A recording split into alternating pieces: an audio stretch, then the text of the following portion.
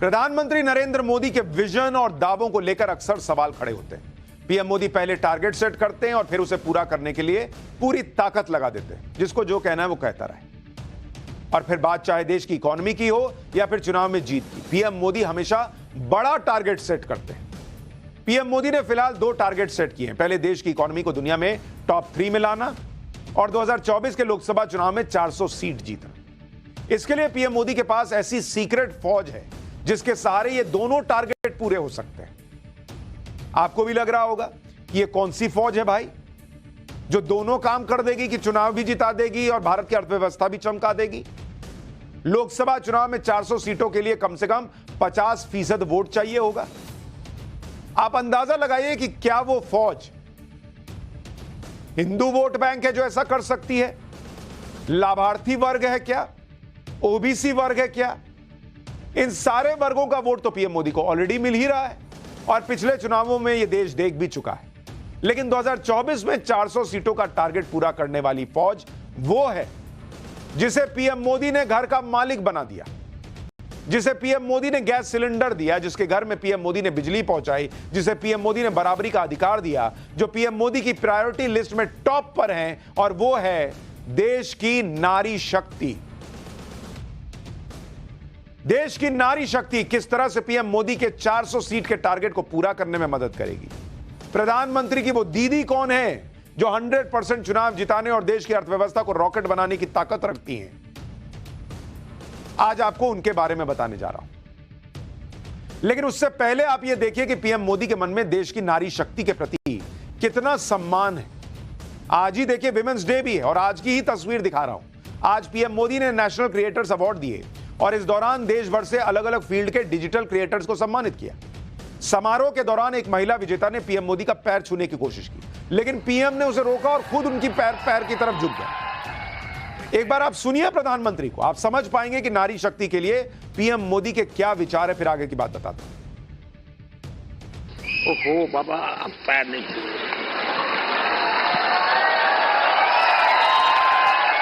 देखिए कैसे पॉलिटिक्स में पता नहीं देश में परंपरा बन गई, लोग पैर छूते हैं। कला जगत में पैर छूना उसका भाव अलग है, लेकिन मैं बहुत डिस्टर्ब हो जाता हूं। और उसमें भी अब कोई बेटी, यानी प्रधानमंत्री कह रहे हैं कि उन्हें अच्छा नहीं लगता कोई पैर छू रहा है तो, और बेटी ही पैर छू रही है। कुछ लोगों को लग सकता है कि पीएम मोदी ने चुनाव को ध्यान में रखकर यह सब कर दिया होगा। बॉस, आपको यही लग रहा है कि पीएम मोदी को ऐसे प्रचार की जरूरत है? अभी भी इस तरह के फोटो ऑप की जरूरत है क्या उनको, जितनी मोदी लहर चलती दिख रही है उसके बावजूद? आप पुरानी तस्वीरें याद कीजिए, ये तो चुनाव के बहुत पहले की हैं। ये तस्वीर देखिए, साल 2016 की है। छत्तीसगढ़ में एक कार्यक्रम के दौरान पीएम मोदी ने 104 साल की महिला के पैर छुए थे। इस महिला ने घर में शौचालय बनवाने के लिए अपनी बकरी बेच दी थी। इसी तरह से साल 2021 में पीएम मोदी ने वाराणसी में दिव्यांग महिला के पैर छुए थे। साल 2022 में पीएम मोदी ने आंध्र प्रदेश में स्वतंत्रता सेनानी की बेटी के पैर छुए थे। कितने ही मौके हैं बॉस जब पीएम मोदी ने महिलाओं के पैर छूकर आशीर्वाद लिया है। और आज भी पीएम मोदी ने भारत की नारी शक्ति की तारीफ करते हुए कहा कि भारत की महिलाओं की वजह से संसार चल रहा है। सुनिए एक बार प्रधानमंत्री को, उसके बाद बताऊंगा कि क्यों देश की महिला ब्रिगेड पीएम मोदी के 400 सीटों के टारगेट को पूरा करने में मदद करेगी और देश की अर्थव्यवस्था को रॉकेट बना देने वाली ये फौज और प्रधानमंत्री की दीदी कौन है वो भी बताऊंगा। आप में से कोई थोड़ा क्रिएटिव माइंड के साथ सुबह से रात तक मां क्या करती है उसी को थोड़ा रिकॉर्ड करके उसको एडिट करके रखें। देखने वाले उस परिवार के बच्चे चौंक जाएंगे, अच्छा मां इतना काम करती है। एक साथ करती हैं। ये वेस्टर्न लोगों की जो सोच है ना कि भारत में वर्किंग वुमेन नहीं है, अरे भाई वर्किंग वुमेन जोड़, भारत में महिला है तभी तो संसार चल पा रहा है जी।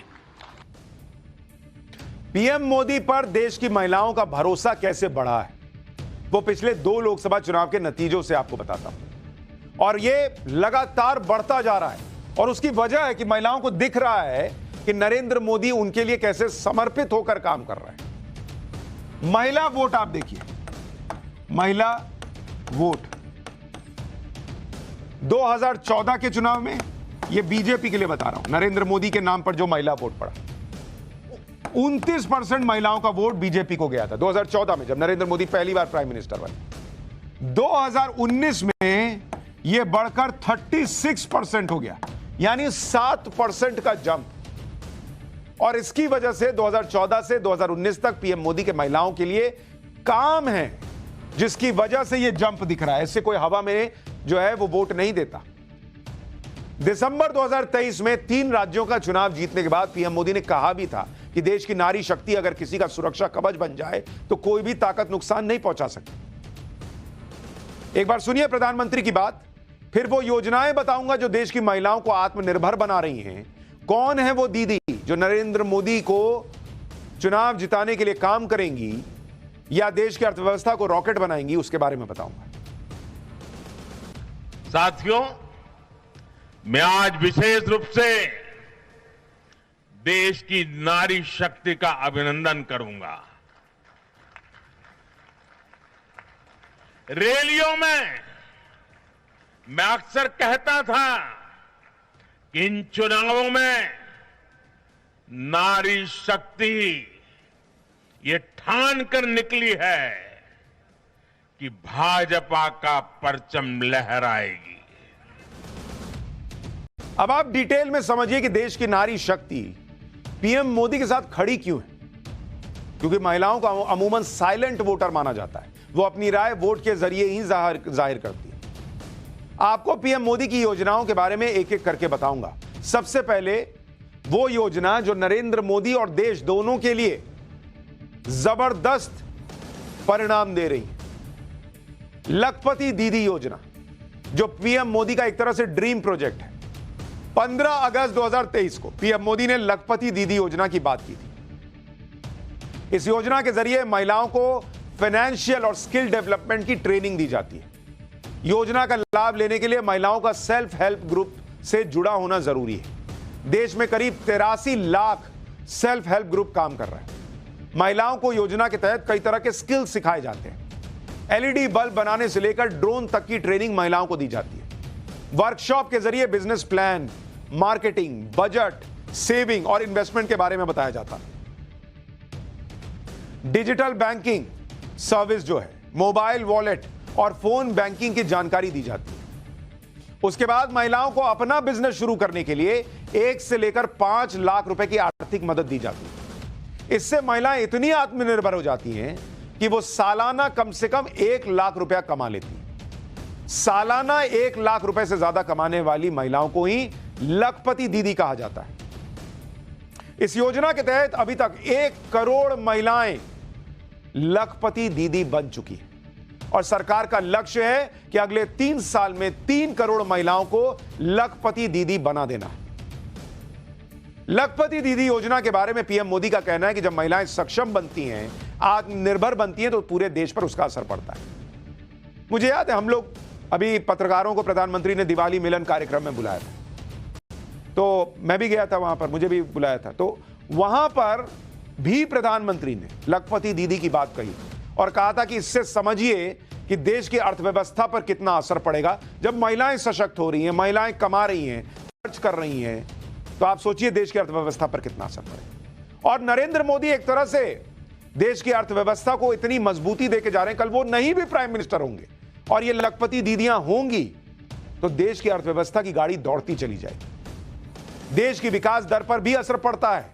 सुनिए पीएम मोदी को, फिर आपको बताऊंगा कि कैसे लखपति दीदी योजना से अलग अलग राज्यों में महिलाओं को बड़ा फायदा हुआ है।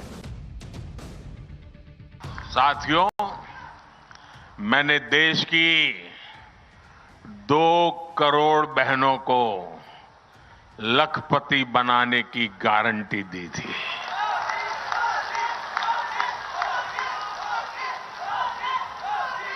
बीते वर्षों में जब मैंने हिसाब किताब लगाना शुरू किया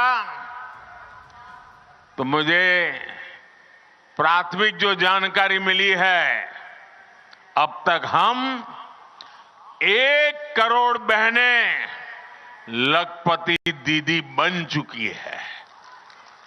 हमारे देश में सेल्फ हेल्प ग्रुप में काम करने वाली 1 करोड़ बहनें जब लखपति दीदी बनती है ना, तो नीचे धरती कितनी बदल जाती है दोस्तों। अब इस बजट में हमने लखपति दीदी बनाने के लक्ष्य को और बढ़ा दिया है। अब 2 करोड़ के बजाय 3 करोड़ बहनों को लखपति दीदी बनाया जाएगा। लखपति दीदी योजना से अलग अलग राज्यों की महिलाओं को फायदा हुआ है, और अगर उसके आंकड़े आपको बताऊं, सबसे ज्यादा आंध्र प्रदेश की महिलाओं को फायदा हुआ। आंध्र प्रदेश में 13,56,000 महिलाएं लखपति दीदी बनी, बिहार में 11,16,000, बंगाल में 10,11,000 महिलाएं लखपति दीदी बनी, मध्य प्रदेश में 9,54,000 और उत्तर प्रदेश में 6,68,000 लखपति दीदी बनी। लखपति दीदी योजना का लाभ महिलाओं को सेल्फ हेल्प ग्रुप के जरिए मिलता है, और केंद्र सरकार ने 2013-14 से अब तक 6,96,000 करोड़ रुपए सेल्फ हेल्प ग्रुप को दिए। लखपति दीदी योजना के तहत महिलाओं को ड्रोन की भी ट्रेनिंग दी जा रही है। इसके अलावा ड्रोन दीदी नाम की एक और योजना पीएम मोदी ने नवंबर 2023 में शुरू की थी। ड्रोन दीदी योजना का मकसद खेती बाड़ी के काम में ड्रोन टेक्नोलॉजी को बढ़ाकर उसे मॉडर्न खेती की तरफ ले जाना है। साथ ही योजना के जरिए मानव श्रम के खर्च, समय और पानी के संसाधनों की भी बचत होती है। इस योजना का लाभ लेने के लिए क्या करना होता है वो भी आपको बताता हूं। महिला का सेल्फ हेल्प ग्रुप से जुड़ा होना जरूरी है। रजिस्ट्रेशन के लिए इंटरव्यू पास करना होता है, फिर 15 दिन तक ड्रोन उड़ाने की ट्रेनिंग मिलती है। ड्रोन के जरिए फसल पर कीटनाशक का छिड़काव होगा। ड्रोन पायलट को हर महीने 15,000 रुपए मिलेंगे। ड्रोन खरीदने पर लागत का 80% या 8 लाख रुपए मिलेंगे। यानी आप सोचिए कि गांव गांव में पीएम मोदी टेक्नोलॉजी के जरिए महिलाओं की जिंदगी आसान करने की कोशिश कर रहा है। मतलब फ्री में दे दे के योजना चुनाव जीतने वाला हिसाब नहीं है। उनको मजबूत बना दो। कल मैं पीएम रहूं, कोई और पीएम रहे, देश का बेस इतना मजबूत हो गया कि जो भी पीएम है उसको बस थोड़ा काम करेगा, काम चलता रहेगा देश का। इन योजनाओं के हर वर्ग और धर्म की महिलाओं का लाभ मिला है। इन योजनाओं का पीएम मोदी की उस सोच को भी समझिए जिसका सीधा फायदा महिलाओं को हुआ। गरीब और ग्रामीण महिलाओं का घर का सपना भी पूरा हुआ। पीएम आवास योजना के तहत अब तक 3 करोड़ घर बने, इसमें 70% घर महिलाओं के नाम पर। उज्ज्वला योजना के तहत 10 करोड़ 27 लाख महिलाओं को गैस सिलेंडर मिला। उज्ज्वला योजना के तहत 300 रुपए की सब्सिडी भी जारी रहेगी। जनधन योजना के तहत खुले जो बैंक अकाउंट हैं उनमें 56% अकाउंट महिलाओं के खुले।